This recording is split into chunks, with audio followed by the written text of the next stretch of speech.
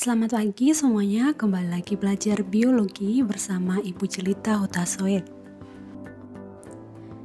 Nah, pada kesempatan hari ini kita akan belajar tentang materi kelas 12 IPA, yaitu tentang penyakit menurun pada manusia. Baik, berbicara tentang penyakit menurun ini, ada beberapa jenis penyakit menurun yang terpaut pada gonosom maupun autosom. Nah, penyakit menurun ini artinya bukan penyakit menular ya, namun penyakit menurun ini disebabkan karena adanya faktor genetis, sehingga penyakit menurun itu bersifat permanen atau tidak dapat disembuhkan. Nah, untuk jenis penyakit menurun itu terdiri dari autosom atau kromosom tubuh. Nanti ada penyakit itu yang terpaut pada autosom atau kromosom tubuh. Dan yang kedua, ada penyakit menurun pada gonosom atau kromosom seks. Nah, kita bahas satu persatu penyakit menurun pada autosom dan juga gonosom. Baik, yang pertama kita harus tahu dulu ya untuk menentukan jenis kelamin. Nah, apakah jenis kelaminnya laki-laki atau perempuan? Nah, kita perhatikan tabel berikut ini. Yang pertama, pada pria maupun wanita ada autosom atau kromosom tubuhnya sebanyak 22 pasang atau setara dengan 44 buah. Kemudian gonosom pada pria yaitu XY, ya, kromosom seks yang menentukan jenis kelamin laki-laki dan perempuan. Sedangkan untuk wanita gonosomnya itu XX. Untuk jumlahnya pada pria 22 AAXY artinya 22 AA ini artinya menyatakan jumlah pasang. 22 pasang itu setara dengan 44 buah ditambah dengan 2 lagi X dan Y berarti 46 buah. Karena jumlah kromosom manusia itu 46 buah atau setara dengan 23 pasang. Untuk jumlah wanita 22 AA XX. Nah, untuk gametnya, pembentukan gamet pada pria berarti 22 AX dan 22 AY. Sedangkan untuk wanita dalam pembentukan gametnya itu yaitu 22 AX. Nah, yang berikut kita lihat gambar ini, di mana pada gambar ini ada gambar sperma dan ovum. Di mana di sini yang pertama, gambar sperma ini membawa kromosom 22 tambah X dan ovum memiliki 22 tambah X. Jika ditotal jumlah kromosom dari sperma dengan ovum, maka 44 tambah XX. Karena ini XX, maka bayi yang lahir itu adalah bayi perempuan. Kemudian yang kedua, sperma yang membawa kromosom Y 22 tambah Y, sedangkan ovum di sini selalu 22 tambah X, sehingga jika ditotal jumlah kromosom sperma dengan ovum yaitu 44 ditambah XY, sehingga lahirlah bayi laki-laki. Jadi yang membawa jenis kelamin yang bisa dua-duanya laki-laki dan perempuan itu adalah dari ayahnya atau dari laki-laki. Seandainya dalam sebuah perkawinan nanti tidak diperoleh keturunan laki-laki, maka tidak berhak untuk menyalahkan perempuan ya, karena laki-laki lah yang memberi jenis kelamin laki-laki dan perempuan. Wanita hanya bisa memberikan jenis kelamin perempuan karena kromosom yang dimiliki ovum tadi hanya X, seperti itu. Selanjutnya poin yang kedua, penyakit menurun pada autosom atau kromosom tubuh. Yang pertama ada namanya albino. Albino ini sudah sering banget kita dengar. Ciri-cirinya itu orangnya putih, bahkan rambutnya pun putih. Albino itu sebenarnya disebabkan karena seseorang itu tidak mampu memproduksi pigmen melanin atau warna, sehingga rambutnya, kulitnya, atau badannya itu berwarna putih. Ya, biasanya orang penderita albino kalau kena cahaya, kulitnya itu langsung sensitif berubah warna merah. Seperti itu. Kemudian untuk yang kedua ini, genotip untuk penderita albino dan normal sejati pada laki-laki dan perempuan bisa kita lihat pada tabel berikut ini. Untuk wanita, normal sejati disimbolkan dengan XA besar, atau boleh juga kamu pakai XX, yang mana yang lebih enak aja dipakai. Untuk pria, boleh XA besar Y, kemudian XY. Lalu untuk normal carrier, pada wanita, yaitu simbolnya XA besar, XA kecil, atau boleh juga kamu pakai XA kecil. Nah, untuk laki-laki di sini tidak ada normal carrier ya, sehingga disimbolkan pakai strip atau kosong. Untuk penderita albino pada wanita yaitu bersifat resesif, maka simbolnya XA kecil, XA kecil. Untuk pria, XA kecil Y. Nah, langsung saja kita masuk ke contoh soal. Seorang pria normal menikah dengan wanita carrier albino.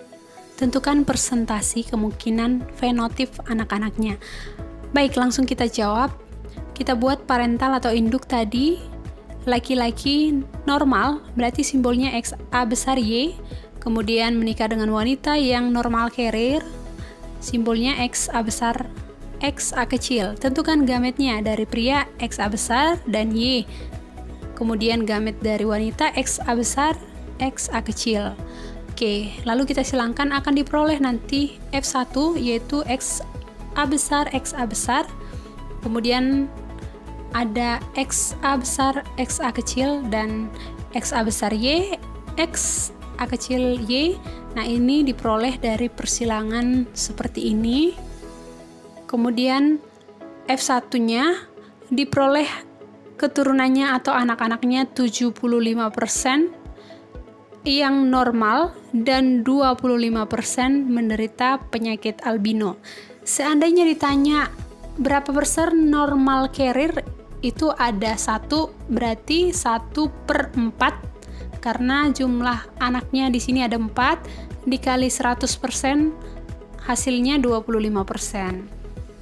Jadi tergantung soal nanti ya. Kalau ditanya normal carrier dari soal ini, jawabannya 25%. Kalau ditanya normal sejati, berarti ada 50%, yaitu XA besar dan XA besar Y. Sedangkan penderita albino 25%, seperti itu. Berikutnya, penyakit menurun pada autosom yang kedua adalah polidaktili. Poli artinya banyak. Polidaktili ini merupakan kelainan berupa bertambahnya jumlah jari tangan maupun jari kaki yang melebihi jumlah normal. Nah, kalau jari tangan kita kan jumlahnya itu 10. Kalau polidaktili bisa jarinya lebih dari 10. Biasanya yang nambah pada umumnya ya di jempolnya, jari telunjuk, dan juga jari kelingking. Nah, polidaktili ini itu disebabkan oleh gen dominan, baik itu yang bersifat homozigot dominan maupun yang resesif. Jadi untuk genotipnya bisa kita lihat di sini. Genotip untuk normal itu justru bersifat resesif dengan simbolnya P kecil. Lalu untuk polidaktili heterozigot yaitu P besar P kecil, dan polidaktili homozigot dominan P besar P besar. Nah, untuk kasus polidaktili bisa kita lihat pada gambar ini.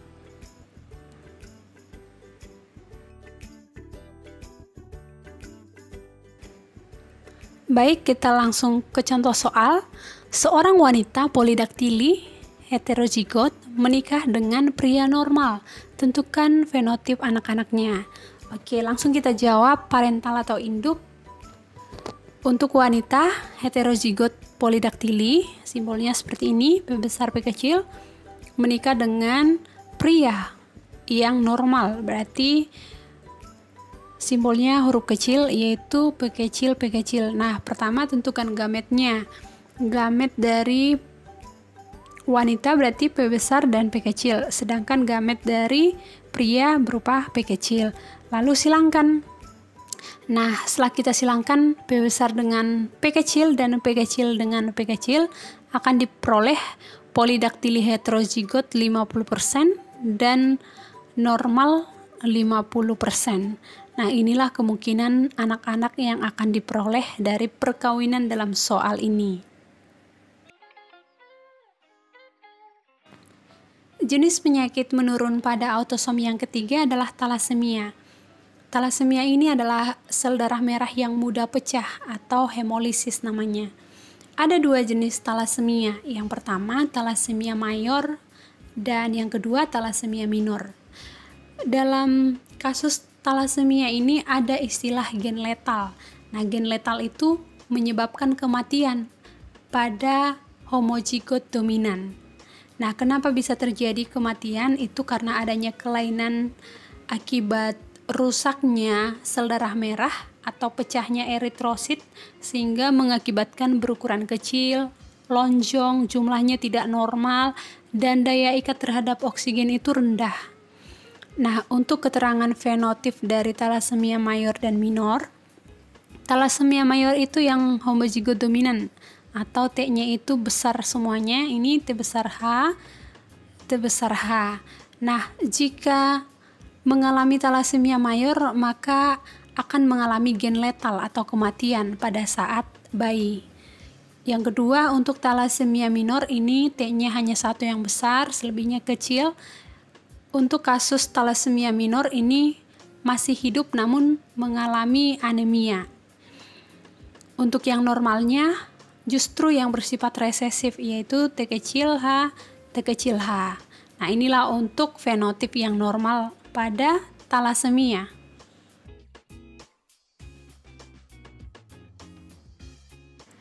Selanjutnya masuk ke contoh soal. Seorang pria normal menikah dengan wanita talasemia minor, tentukan kemungkinan fenotip anak-anaknya.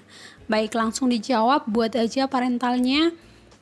Untuk pria itu normal, berarti simbolnya itu yang resesif. T kecil H menikah dengan wanita talasemia minor, berarti T-nya satu yang besar. T besar H kecil, T kecil H kecil.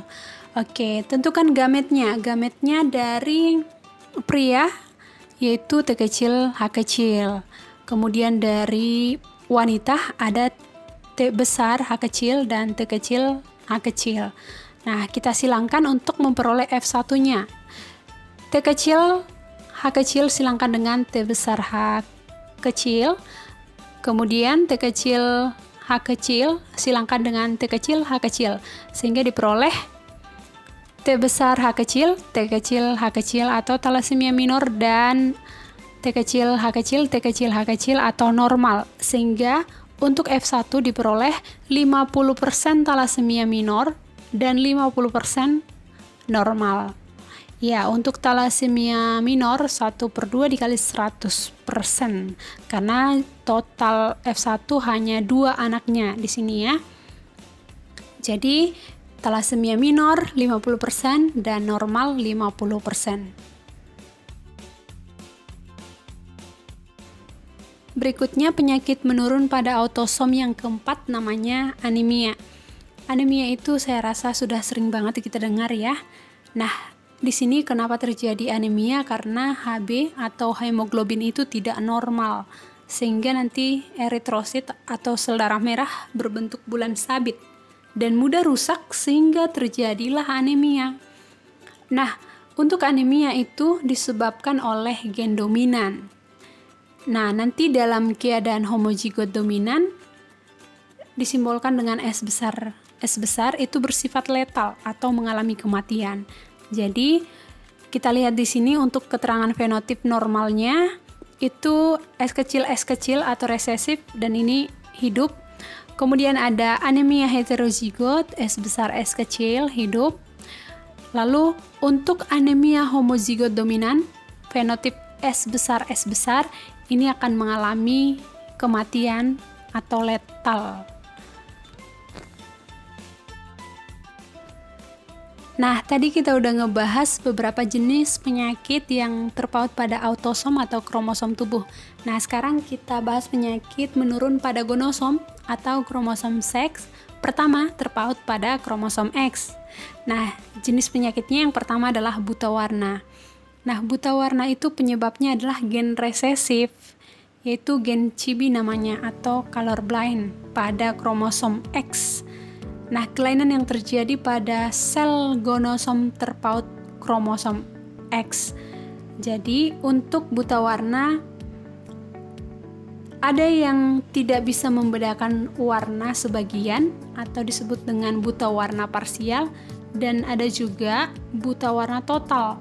Nah, untuk buta warna total dia hanya bisa membedakan warna putih dengan warna hitam.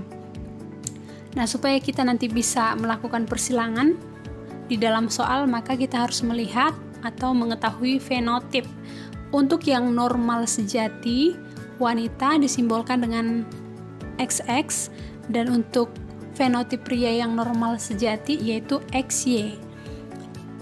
Ada normal carrier atau pembawa, ya, bersifat pembawa buta warna. Nah, ini untuk perempuan yaitu XXGB, sedangkan laki-laki tidak punya normal carrier ya. Untuk penderita buta warna itu fenotip pada wanita yaitu XGB kecil. Kemudian untuk pria XGB kecil Y. Nah, inilah fenotip untuk pria dan wanita normal sejati, carrier, dan buta warna. Contoh soal, pria normal menikah dengan wanita buta warna. Tentukan kemungkinan fenotip anak-anaknya. Oke, langsung kita jawab. Parental dari pria normal berarti XY, dan wanita itu buta warna berarti XGB kecil, CB kecil, XCB kecil. Oke, tentukan gametnya dari pria X dan Y, dari wanita XGB ya, XGB ya, CB maksudnya. Oke, lalu silangkan X dengan XGB, kemudian XGB dengan Y, maka diperolehlah F1 XXGB atau wanita normal carrier, dan XGBY atau laki-laki buta warna. Sehingga untuk F1 atau anak-anaknya ada 50% normal carrier dan 50% buta warna. Selanjutnya, penyakit menurun pada gonosom terpaut kromosom X yang kedua adalah hemofilia. Hemofilia itu adalah penyakit darah sukar membeku. Ya, untuk hemofilia, homozigot resesif itu bersifat letal atau bisa menimbulkan kematian bagi wanita. Penyakit hemofilia itu dikendalikan oleh gen resesif berupa H yang terpaut pada kromosom X. Nah, langsung saja kita melihat fenotipnya pada wanita dan pria. Untuk normal sejati wanita berarti XX, untuk pria XY. Normal carrier pada wanita yaitu XH kecil, sedangkan pada pria tidak ada normal carrier. Untuk penderita hemofilia pada wanita berarti XH kecil, sedangkan pada pria XH kecil Y. Contoh soal, pria normal menikah dengan wanita normal carrier hemofilia. Tentukan kemungkinan fenotip anak-anaknya. Langsung kita jawab. Parental dari laki-laki tadi normal ya, menikah dengan wanita normal carrier hemofilia, berarti simbolnya XH kecil. Nah, tentukan gametnya dari pria berarti XY, sedangkan dari wanita XH kecil. Nah, kemudian diperolehlah keturunan pertama atau F1 yaitu XX atau wanita normal, kemudian XH kecil normal carrier, lalu pria normal dan pria hemofilia. Nah, itu diperoleh dari persilangan X disilangkan dengan X, kemudian X disilangkan dengan XH kecil, kemudian X disilangkan dengan Y, lalu X disilangkan dengan XH kecil. Sehingga dari F1 ini diperoleh untuk normal ada 75%, kemudian 25% menderita penyakit hemofilia. Nah, kalau ditanya normal sejati ada berapa persen, berarti ada 50% ya, karena ada dua normal sejati. Kalau untuk normal carrier ada 25%, hanya 1/4 dikali 100%, ya. Oke, karena jumlah F1 itu ada 4. Kemudian untuk penderita hemofilia juga 25%, ya, 1/4 dikali 100%. Oke, itulah fenotip yang diperoleh anak-anaknya dari perkawinan tersebut. Selanjutnya, penyakit menurun pada gonosom terpaut kromosom X, yaitu anodontia dan amolar. Nah, anodontia itu artinya dia tidak memiliki gigi, sedangkan amolar itu dia tidak memiliki gigi geraham. Nah, untuk genotip anodontia dan amolar itu bersifat resesif, ya. Kelainan sifat yang menyerang gigi ini itu disebabkan karena faktor keturunan terpaut kromosom X. Genotip anodontia dan amolar itu hanya akan muncul dari genotip homozigot resesif. Nah, kita bisa melihat gambar di sini untuk anodontia atau tidak memiliki gigi seperti yang ini. Kemudian untuk amolar itu tidak memiliki gigi geraham yang di belakang. Oke. Nah, selanjutnya kita masuk ke penyakit menurun pada gonosom terpaut Y. Kalau tadi terpaut X sudah, sekarang terpaut Y. Ada beberapa jenis kelainan gonosom yang disebabkan oleh terpaut kromosom Y. Yang pertama, ini disebut dengan hipertrikosis.